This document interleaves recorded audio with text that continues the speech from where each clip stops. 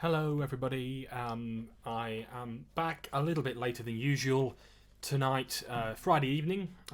We are still in isolation lockdown. It is the 1st of May. Where did April go? Who knows? I think it got lost on the wind. But let's read two more chapters of The Kraken's Curse, because as you remember, we read Walking on Cinders, and people asked me to keep reading, so I did, and I will. And this is chapter 6 and 7 of my novel The Kraken's Curse, which came out in 2008. 6. The Diary. The journey back through the village later that morning felt different. Arthur moved much quicker than he usually did, and this was mostly due to the fact that he longed to know more about his father and to unlock more secrets. The villagers were not frozen in time as he passed. Horace had made sure of that. They were walking up and down the streets, tending to their gardens and cleaning their windows. Even the local shop was open for business, and the door really did work. The odd person spoke in greeting to Arthur as he passed, and some people asked why they had not seen him recently. But for the most part, his passing went unnoticed. At the top of the high street, Arthur paused by the stone cross of the war memorial and looked around him.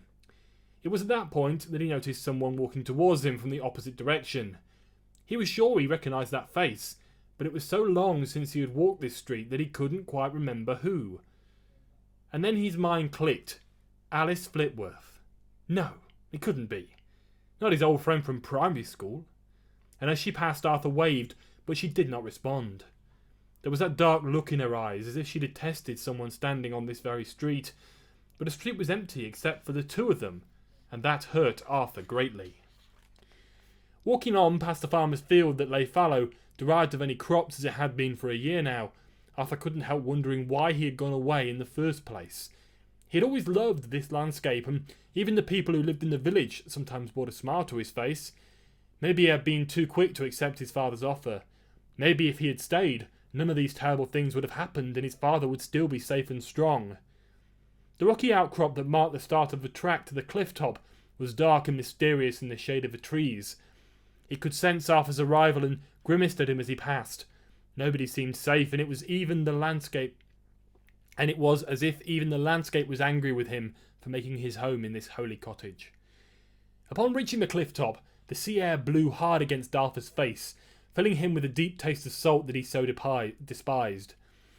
It was said that salt air was good for you, but surely not a constant fight with the wind. Arthur missed the sounds of the city, the light breeze that blew the leaves, and the busy atmosphere. Although he did prefer it living here on the coast with a laid-back lifestyle, there was still a part of him that longed for a busy life. The cottage was wide open to the elements, a single dwelling on a very empty cliff edge. On most days, the views from this point would have been spectacular, but today there was a thin mist that covered the horizon and blocked the view. Reaching for his key, Arthur turned the doorknob and entered the house, shutting the door promptly behind him. The room provided solitude from the angry winds outside and the roaring waves below. Yes, the room was small, and the steps that led to the upstairs bedroom were steep and tricky to navigate, but it was home, and that was all that mattered. As he entered, he noticed that he had left his laptop open on the table from the previous evening. Casually flicking the power button on the front display, he waited for the screen to light up, and when it did, he concentrated hard on what was before him. Since he had left the city, Arthur had been working from home on projected finances and a cash flow for St. James's Place. It was a dull job, but one that did not require a great deal of concentration, nor did it demand an awful lot of his time. He glanced at his readings from the stock market, noted that he still had the end-of-month report to complete, and then clicked the power button off again. Presently, Arthur started to wonder where on earth his father could have hidden the diary. Horace had suggested that it might have been placed somewhere in this house. Arthur could not see how this might have been done, but he could see the logic behind it. As he was now living here, and of course Horace knew about the diary, it was almost certain that at some point Arthur would come across it and unravel the story even further. The meeting with Horace had been a strange one. His incessant longing for tea and biscuits contrasted completely to his wisdom and management of the situation. Arthur really enjoyed the morning he had spent at the cottage and hoped he would return there soon, as it felt very much like he was talking to his father. Absent-mindedly, he reached for the cupboard above his head and pulled out a cake that he had been saving for an important social event.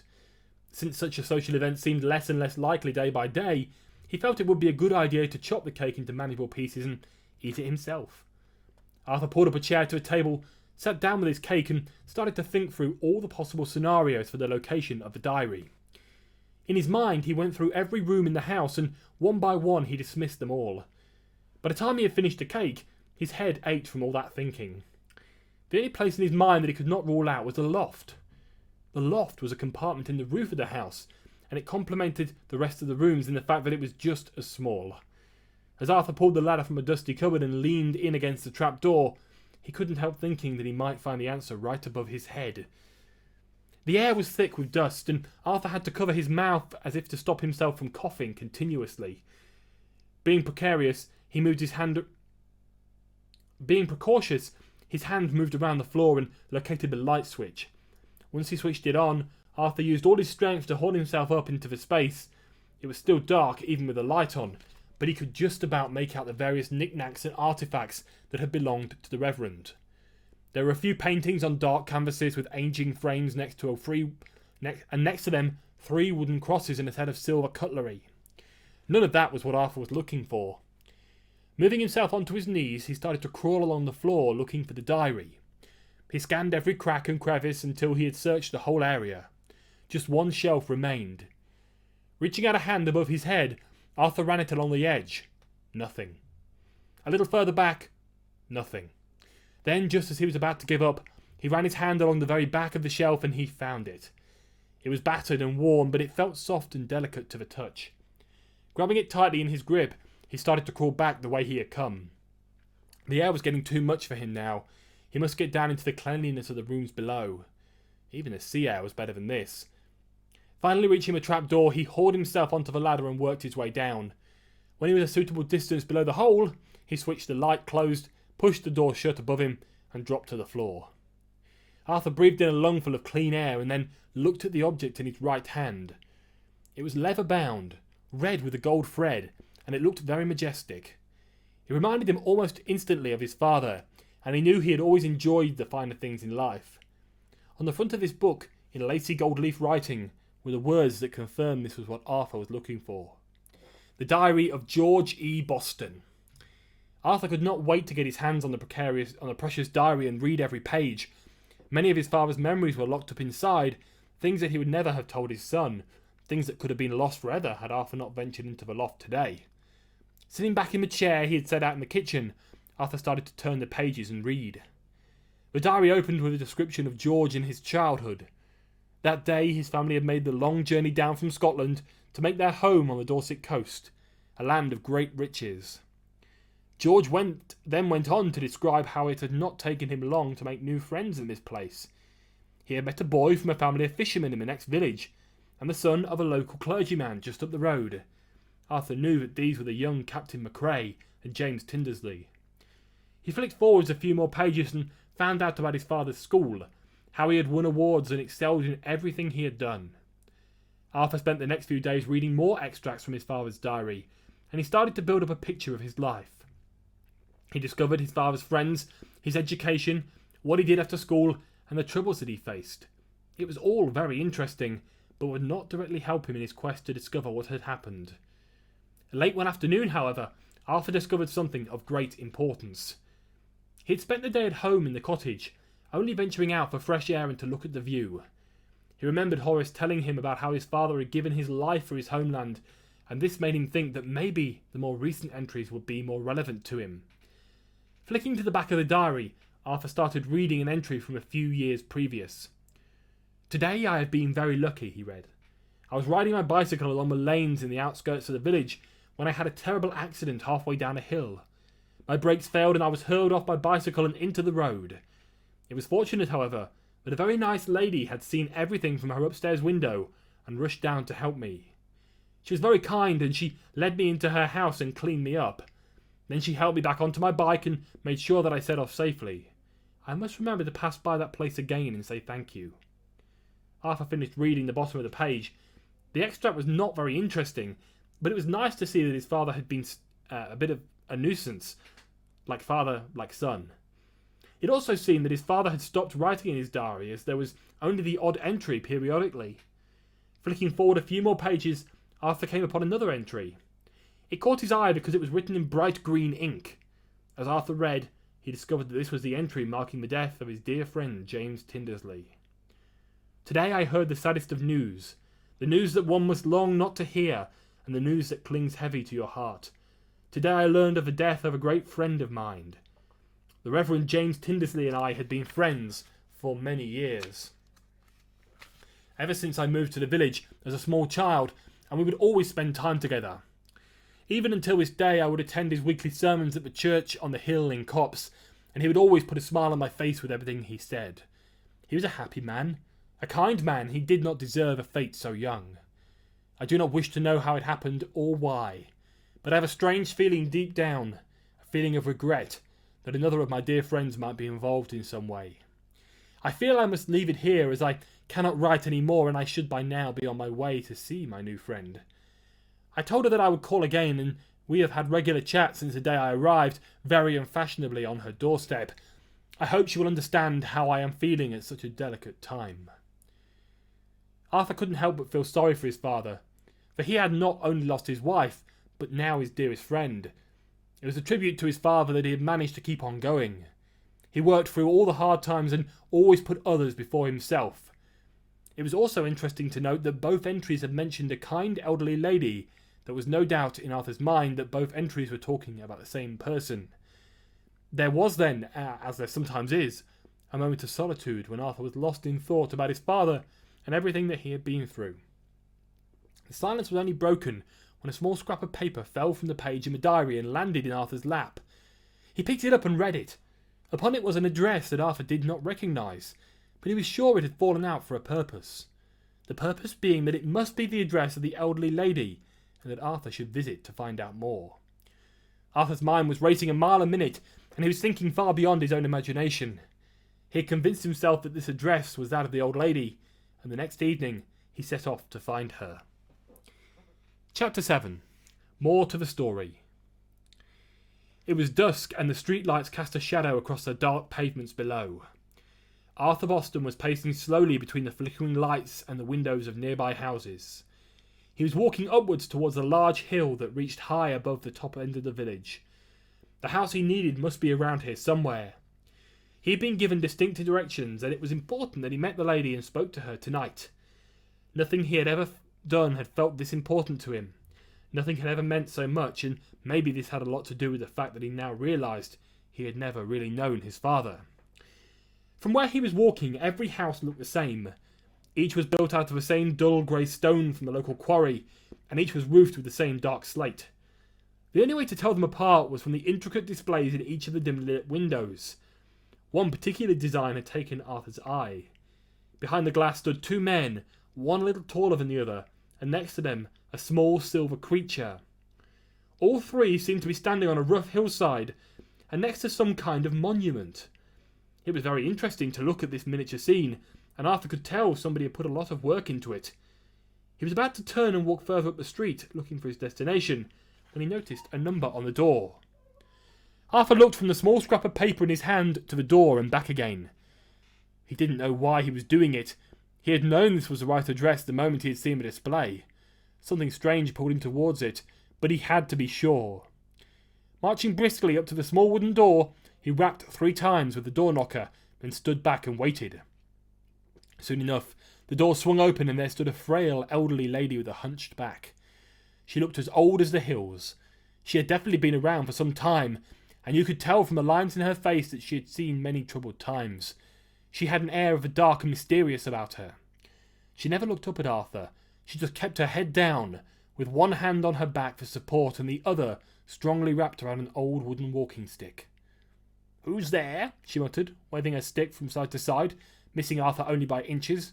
"Who's there? Answer me! Answer me!" She was definitely not what Arthur was expecting, and he thought it best to remain wary. "Good evening," he spoke calmly. "I am sorry to call upon you at this late time in the evening, but I am afraid I have a pressing matter to discuss with you that cannot wait."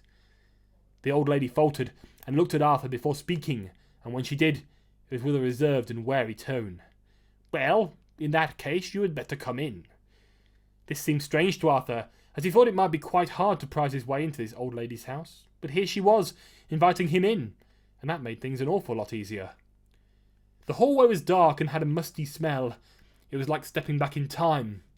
The walls were littered with ornaments, places and pictures and frames of every size, shape and description imaginable. At the bottom of the passage was a door that must, Arthur thought, lead into the sitting room or the kitchen. The front door shut behind with a bang, and the elderly lady proceeded to lead the way forwards into the room at the end of the corridor. The sitting room then was surprisingly light, considering how the rest of the house seemed to be laid out. It was open and painted in bright colours that warmed the soul.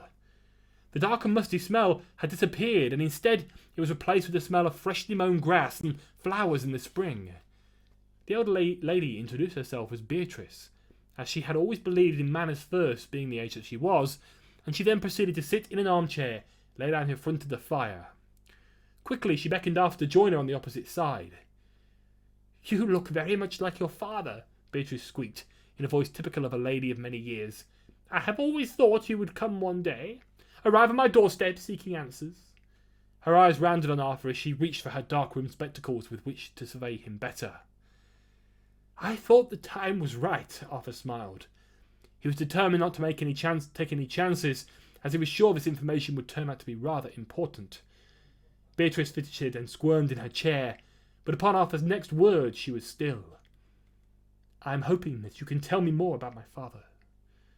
"Well, I doubt your father would want me to tell you, but the situation has now changed dramatically. Taking into consideration your father's mysterious disappearance, of course." Arthur had always been inquisitive. He looked at the old lady sitting in front of him, and he wondered what wisdom she knew that he had yet to discover. Such a wealth of knowledge that would have been lost had he not visited her today. "Recently, I found my father's old diary, and I remembered him reading to me as a child. You were mentioned quite a lot." "Ah, the old bike story," Beatrice chuckled to herself. "Your father was very annoyed with himself for falling off his bike on that day." Arthur smiled and imagined his father acting this way. "I don't know whether I should tell you this, but there is one event that would not have been written in your father's diary that he would not have had a chance to write." "Well, if it's important to my case," Arthur replied, "I am sure my father would want you to tell me." Beatrice looked around the room, her eyes flickering as if to check that nobody was watching. "I'm sure you will understand," she began slowly, "why your father could not write this particular excursion into his diary, when I tell you that it took place on the night he disappeared. It may not seem very interesting, but I feel it might be paramount to your case." Arthur felt a warm glow inside, a glow that as of yet he had not experienced. It was as if he was finally starting to believe in his father's safe return. "I think it might be very important too," Arthur replied with a smile. "Well," Beatrice started, preparing herself for what was to come, "on the night that your father disappeared, I was up later than my usual bedtime. I was standing at the top of the window and about to close the curtains when I saw a figure walking up the hill towards me. It was very dark, admittedly, but the figure grew nearer, and I could tell there was no mistaking that it was George." "Do you know where father was going on such a late night?" Arthur butted in. "Well, I was most definitely worried about him, so I decided I must try and find out. I ran to the front door and flung it wide open, and then I made my way across the street to where your father was walking. He stopped in his tracks, and I was able to have a somewhat short conversation with him. I asked him where he was going and why he was out so late at night, but he refused to answer the question. I told him that we were all worried about him and that he was very grateful. In fact, he was the only thing he said, the only piece of solid information that I managed to get out of him, was that all of our lives were in danger, and that if he didn't complete some kind of mission that night, we would all be in mortal peril." Beatrice finished and took a deep breath before allowing Arthur to speak. "All of our lives in mortal peril?" Arthur repeated. "I always had the hope deep inside, somewhere, that my father had given his life to save others. It seems to me that you are confirming that fact." "Well, from the conversation, and from what I know about George," Beatrice replied, "that is the only conclusion that I can come to." Arthur believed that this was key. He knew the moment that Beatrice had mentioned how unimportant the information might be, that in fact it would be the complete opposite. He was now armed with the most important fact that he could possibly have wished to find. His father had been the hero that he always thought he was, and Arthur was filled with a great pride that he was the son of such a great man. His thoughts, though, were suddenly rudely interrupted when Beatrice spoke again. I am sorry I could not be of more help, she smiled. Arthur had not seen her smile before, and this was a great comfort to him. He was starting to see the lady his father had admired so much. That, I think, is where you are wrong, Arthur replied with a grin. You may be able to help me more than you can imagine. Really? Beatrice replied, amazed. In what way? Well, you see, Arthur continued without stopping, over the past few days I have been searching for any information I could find about my father. You have so far provided me with the piece that is of greatest importance. I wouldn't really say that, Beatrice squeaked. I would, Arthur replied again, and I think that it might be a good idea for you to accompany me tomorrow on my return visit to Horace, who lives at the edge of the next village. I would be delighted, Beatrice positively beamed. Right, that is settled then. I will meet you at the village shop in Studmore, and we will go from there. Arthur was positively delighted that he had secured such valuable information from Beatrice. He knew before he set out that something special was going to happen that night, and now he had been proved right. The next morning, he went down the high street and greeted all the villagers with a positive spring in his step. And so, that is chapters 6 and 7 of my novel, The Kraken's Curse. Tomorrow night I shall be back and I will read chapters 8 and 9 of the novel, and I really hope that you can join me then.